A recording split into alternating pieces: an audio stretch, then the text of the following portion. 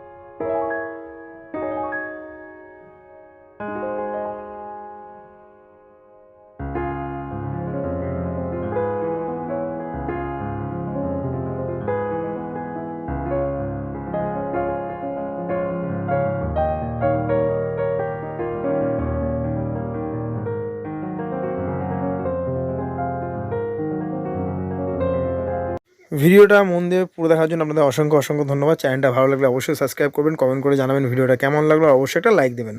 ধন্যবাদ ভিডিওটা পুরো দেখার জন্য।